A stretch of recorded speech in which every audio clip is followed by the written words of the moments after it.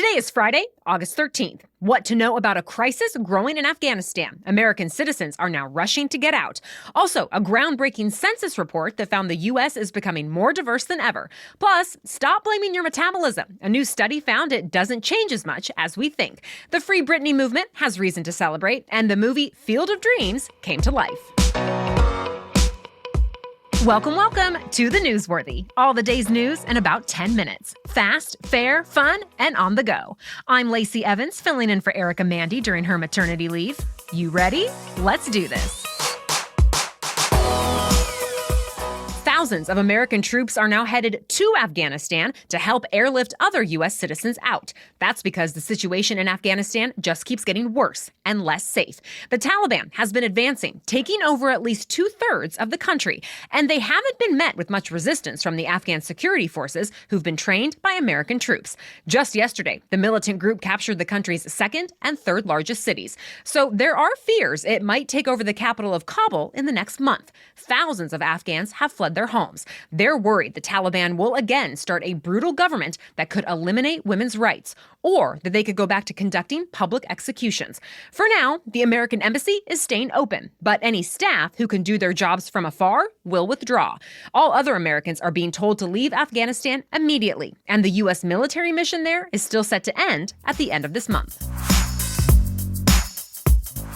July was an exceptionally busy month at the U.S.-Mexico border. New data shows more than 212,000 migrants were taken into U.S. custody. That's the highest monthly number recorded in 21 years, and the second highest number in history. It also included almost 19,000 teenagers and children traveling alone. That's an all-time high. So the Washington Post reports U.S. border facilities are once again jammed with migrants standing shoulder to shoulder. The Biden administration is still sending single adults and most families back to Mexico because of a public health code during the pandemic. But many of them keep trying to cross again and again. So the U.S. is starting to fly them into southern Mexico, hoping they'll choose to go home instead. And more immigration and customs enforcement personnel are being sent to the border to help. Republicans are still blaming the Biden administration for not doing enough to secure the border. However, the White House is still blaming things like poverty, violence, and corruption in Central America for making people want to leave their homes in the first place. The U.S. is becoming more diverse and more urban. That's according to the latest numbers from the 2020 Census. You know, that survey that goes out once every 10 years. And in the last 10 years, the country really has changed. The number of white people in the U.S. fell for the first time in history, dating back to the 1700s, mostly because white women are having fewer babies. But the black population grew by 6%, Hispanics by about 23%, and Asians by 36%.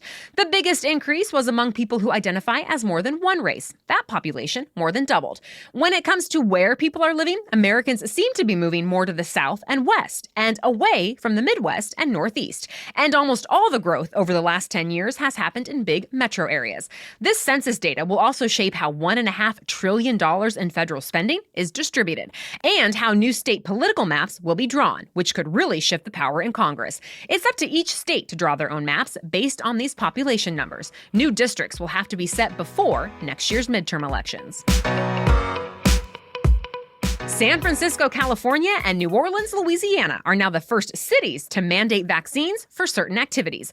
In those cities, everyone 12 and older will have to show proof they've been vaccinated or a negative COVID-19 test from the last 72 hours to do quite a few things. That includes going to bars, eating at restaurants, working out at a gym, attending sporting events, and more. Both mandates go into effect next week. Another vaccine mandate was just upheld by the U.S. Supreme Court.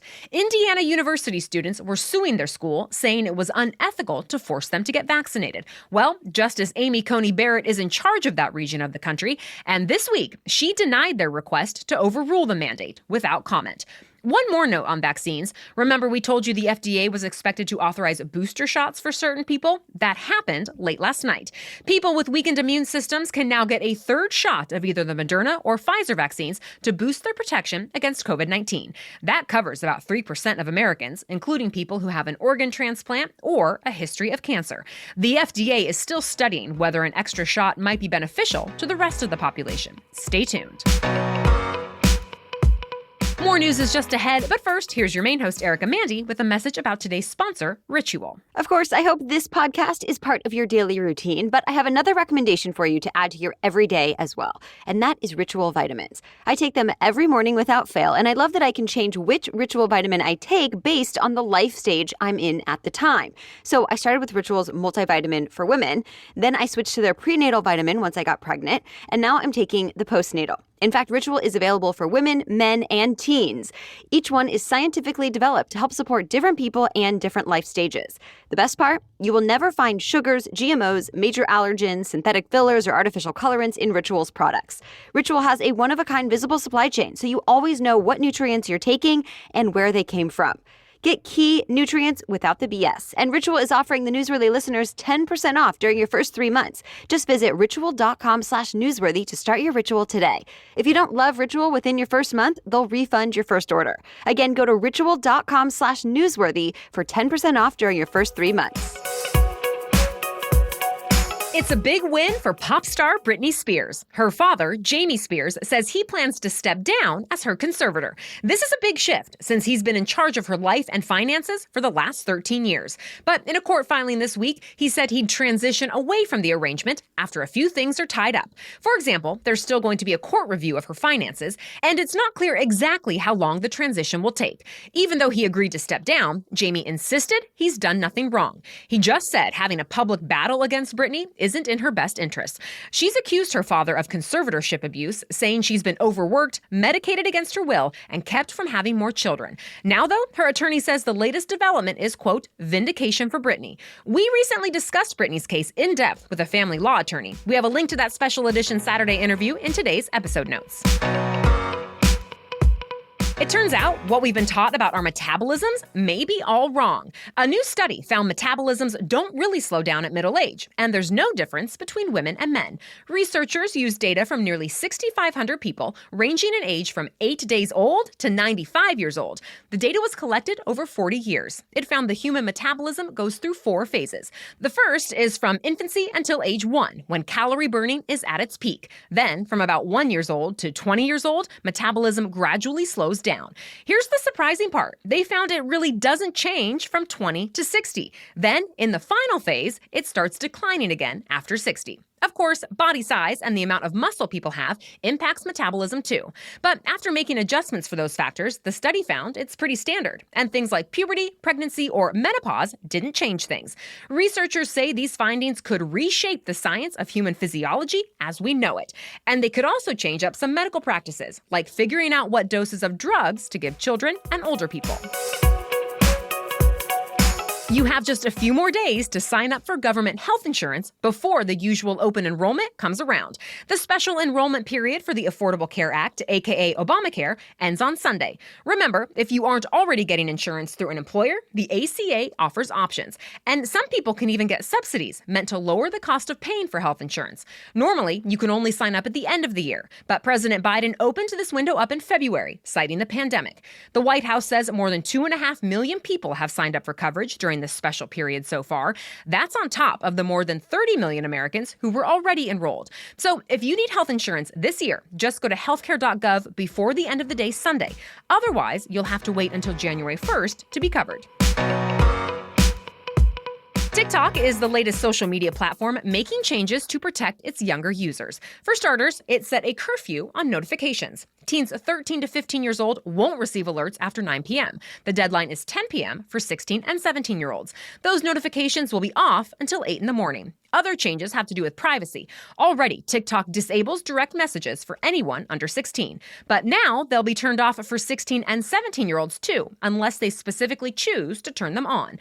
Teens under 16 will also start getting a pop-up message when they post their first video, asking if they want the video to stay private or if they want their friends and followers to be able to see it. Either way, no one will be able to download their videos and share them on other platforms. Older teens, though, can choose whether to make their videos downloadable or not. TikTok is now the most popular social media app on the market, with more than 3 billion downloads. For the first time, the state of Iowa hosted a Major League Baseball game last night, but it wasn't just any matchup. It was the long-anticipated Field of Dreams game in the small town of Dyersville. The Chicago White Sox and the New York Yankees played next to the site where the 1989 movie Field of Dreams was filmed. In case you're not familiar, the movie stars Kevin Costner, Ray Liotta, and James Earl Jones. It's about an Iowa farmer who builds a baseball field in his cornfield. The field used for the movie was too small for a real game, so a temporary ballpark was set up next to it, complete with enough seats for 8,000 fans. The whole game had an old-school feel, with throwback uniforms and hand-painted signs. Kevin Costner even walked out with the teams through the cornfield before the game got going. In the end, the White Sox won it 9-8.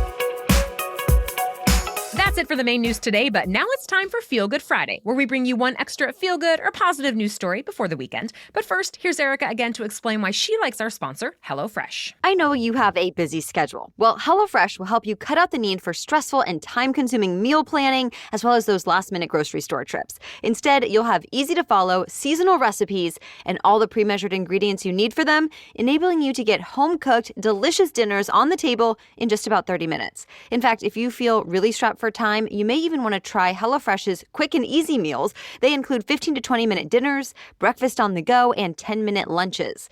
I'm usually not that great in the kitchen, but whenever we get a HelloFresh box, I suddenly feel more confident and excited to get cooking and, of course, eating.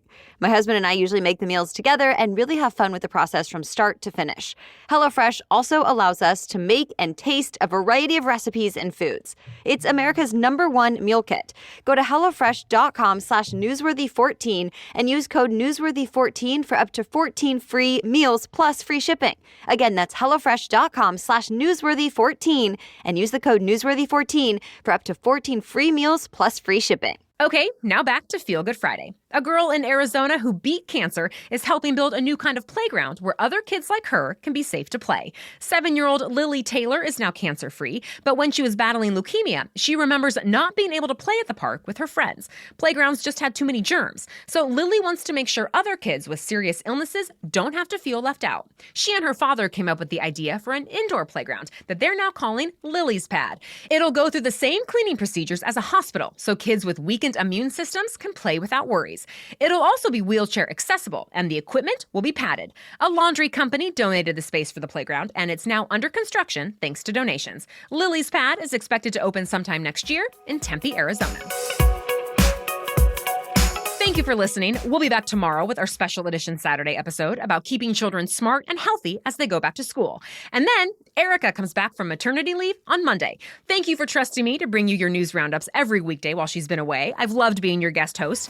Of course, I hope you keep listening to The Newsworthy and sharing the show. For now, though, have a great day.